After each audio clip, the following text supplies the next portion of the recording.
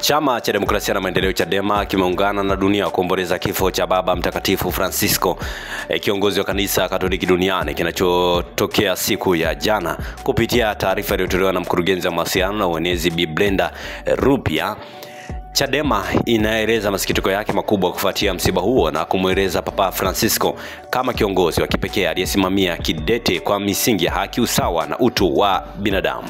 Papa Francisco alikuwa zaidi ya kiongozi wa kidini, alikuwa sauti ya wanyonge, mpigania mabadiliko ya kweli ndani na nje ya kanisa. Alihimiza uwazi, uwajibikaji na msimamo wa kibinadamu, misingi ambayo chama chetu kinaamini na kusimamia. Chadema pia imewasilisha salamu zake za pole kwa kanisa Katoliki na waumini wake duniani kote pamoja na wote walioguswa na msiba huo, kisisitiza kuwa maoni ya Papa Francis juu ya dunia yenye haki na utu kwa wote yanaendelea kuwa mwanga wa matumaini kwa vizazi vijavyo.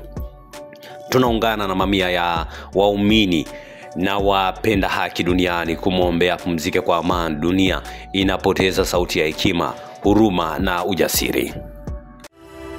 Asante kwa kuifuatilia Baharia TV. Usisahau kulike, kusubscribe, kucomment na kushare.